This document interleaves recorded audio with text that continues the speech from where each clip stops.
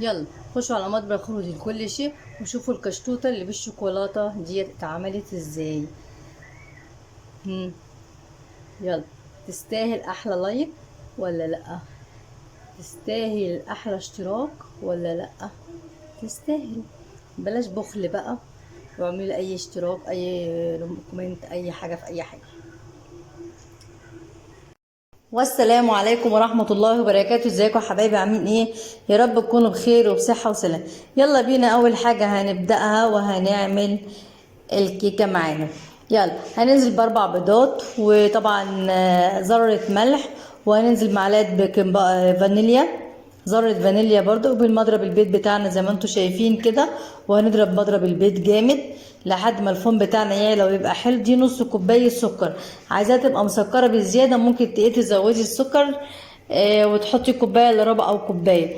فانا نزلت شويه بشويه كده، كل ما بيدوبوا معايا كل ما بنزل شويه سكر. تمام كده، تمام كده.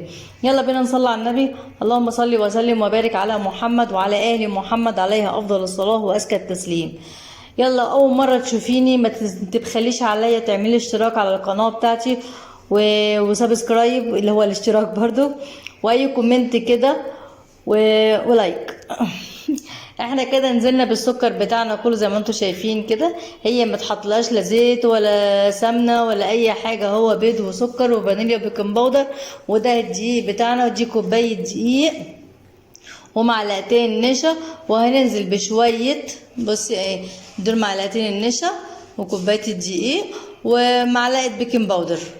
تمام تمام. هنقلب الخليط ده كده على بعض. برضو هننزل عليه على البيض وعلى الفانيليا وعلى ذرة الملح. هننزل شوية بشوية لحد ما نحس القوام بتاعنا بيندمج مع بعضه كده. وبعد كده جنب مننا الصينية فيها معلقة سمنة في الأرضية ورشة دقيق، والفرن بتاعنا شغال من تحت وفوق. أول ما نخلص هندخلها الفرن، هدي الشواية من فوق شوية، وبعد كده نشغل الفرن من تحت.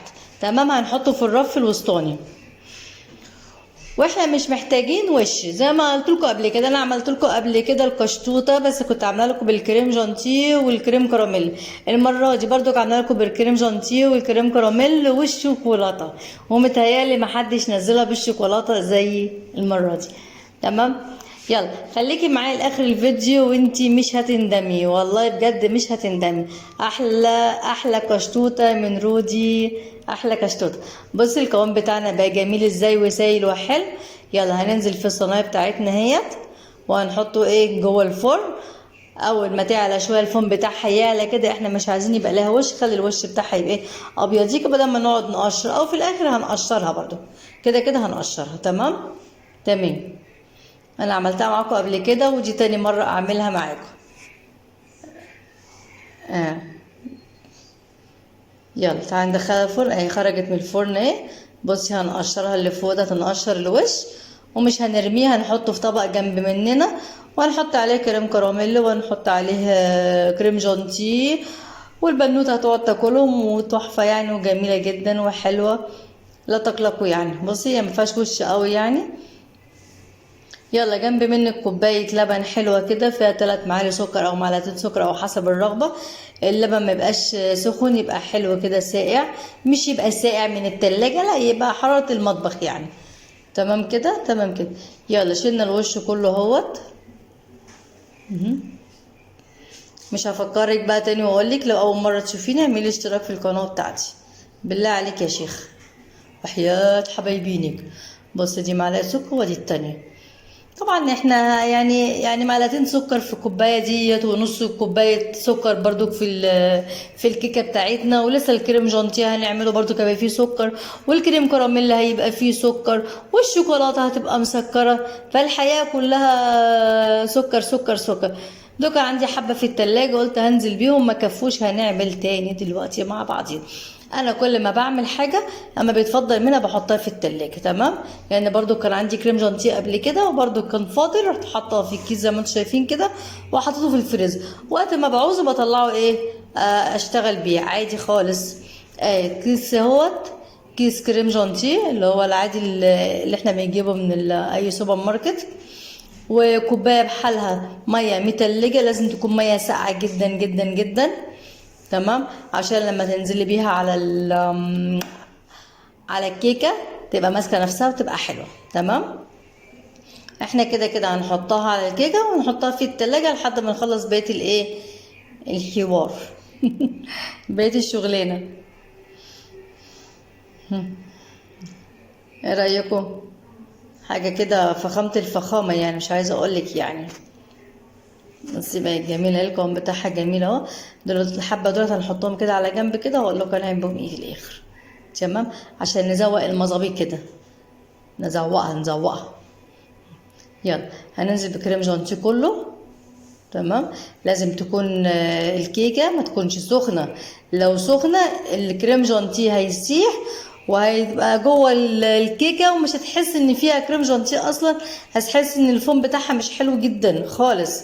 فانت ايه، لازم تكون ساقعه معاكي، ما تبقاش سخنه. ولو سخنه حطيها في التلاجة شويه تسعة. بصي عشان خاطر نعمل السطح الصينيه كده ونسويها، تحطي الاسباتيولا بتاعتك في الميه، وبعد كده ايه تساوي. تمام، يلا نحط الباقي في التلاجة.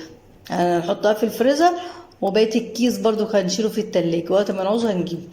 يلا هنجيب الطاسة بتاعتنا وعلى نار هادية، وهننزل بكوباية سكر بحالها، ونسيبها أول ما تسيح نروح ايه. مين هيقول لي ايه؟ انتظروا. دي الكريم كراميل بتاعنا، ده الكريم كراميل بتاعنا. بصي اهي ساحت اهيت خالص اهيت. يلا جنب منك كوبايه ميه وفيها معلقه او معلقتين نشا، حسب القوام بتاعك او حسب الكميه اللي قدامك. انا نزلت بكوبايه بحالها سكر. لو هتنزلي بكوبايه بحالها سكر يبقى تنزلي ايه، بمعلقتين نشا. تمام. لو مش بصي، ما ينفعش احط ميه سخنه، ما ينفعش احط ميه سخنه في الكوبايه بتاعت النشا. ليه؟ هتجمد. فاحنا ايه، لازم الميه تكون ايه بحراره الغرفه برضو، ما تبقاش سخنه قوي ولا ساقعه قوي ولا اي حاجه، تبقى من الحنفيه اهي. وكله هيسيح. طولي بالك بس عليها كده وشويه وهي تسيح. ايوه، فضل حته اهيت، مش هرميها طبعا، وهسيبها لحد ما تسيح لوحدها والقوام بتاعنا يتقل زي ما احنا عايزينه. طبعا كل دوت الحاجات ايه في التلاجة، والفرن بتاعنا شغال. تمام، لازم الصينية، ما هي طلعت خلاص بقى. ايوه الصينية طلعت. اللهم صل على النبي عليه الصلاة والسلام. لا الصينية بتاعتنا في التلاجة مش في الفرن. الفرن خلاص احنا حطينا فيه عيش، كان عندي كام رغيف كده، قلت بدل ما يعفنوا ويترموا خسارة، حطيته في الفرن، قلت ينشف عشان ايه نقعد نقرقشه كده في السهرة، نتفرج على التلفزيون ونجرجشوه. بصي القوام بتاعنا تقله بقى جميل ازاي، تحفه. ايه رايكم؟ بصي لما تبرد هتمسك كمان اكتر، ولونها هيبقى متغير كمان عن كده. اه بس اول ما تبكبك كده وتلاقيها بتفرفر كده وبتغلي كده، كده حلو قوي. يلا هنشيلها اهي، هنسيبها بقى لما تبرد. هي كده ايه، انا كده ببردها يعني. يلا اهي. بصي بقى الحبه اللي انا كنت حطاهم في الكيس، حطيتهم في القرطاس زي ما انتم شايفين كده، عشان عايزه اعمل روزتات كده، عشان انا هقسم الكشطوطه بتاعتنا ل4 قطع زي ما انتم شايفين كده. زي ما شفتوا كده في اول الفيديو بتاعنا، كان في صينيه نصها كده الكريم كراميل، وربع كريم كراميل من ناحيه، الربع الناحيه دي، والشوكولاته الربع من هنا والربع من هنا. وكان شكلها ظريف جدا وما كانش محتاجه اي حاجه تاني. انا عندي مكسرات ممكن احط مكسرات، وعندي كريز كان ممكن احط كريز، عندي حاجات كتير، بس انا مرضتش، ما عرفتش انزل بالاسباتيولا، قلت اما احطهم في القرطاس احسن، اتملك القرطاس احسن، واحطهم ايه يسوا بعض. لان بص عملت بالاسباتيولا بالمعلقه يعني على الناحيه دي كده، ما عجبتنيش، قلت لا بصي الناحيه دي احلى من الناحيه دي. تعالي بقى ايه نظبط دي شويه كده اهي. يلا شغاله كله حلو، كله هينزل في بطننا. دي بقى الشوكولاته، جبت شوكولاته خام على الشوكولاته اللي هي النوتيلو، وبعد كده سيحت الاتنين مع بعضيهم، وبعد كده زي ما انتم شايفين حطيته في القرطاس، عملت قرطاس برضو بالشوكولاته ونزلت بيها زي ما انتم شايفين كده، عشان برضو ما ننزلش بكميه كبيره. وهي اصلا لازم تنزل وهي دافية شوية، عشان طبعا لو سقعت هتبقى ماسكة في الكيس ومش هتعرفي تنزليه، فلازم ايه نمر كده بسرعة بسرعة كده وننزلها. عملت ديت كده. الناحية التانية هنعملها زي الشبيكة كده، نص شبيكة. ايه رأيكم؟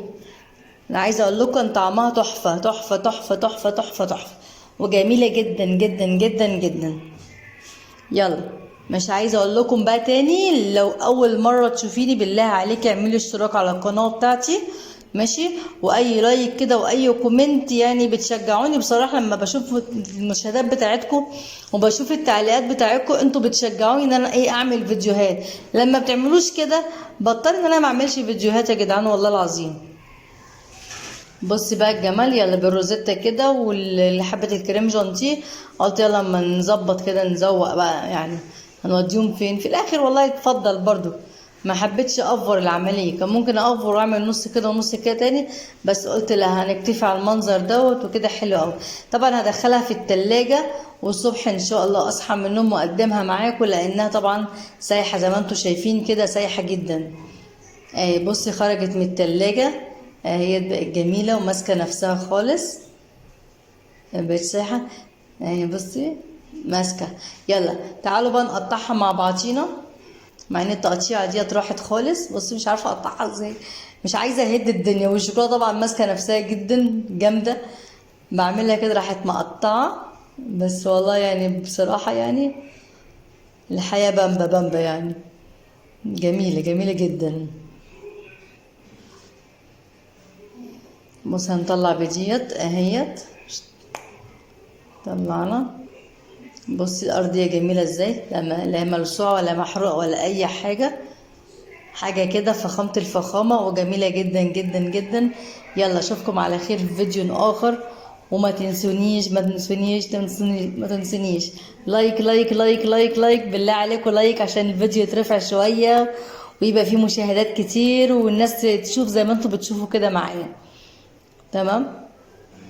ايه رأيكم؟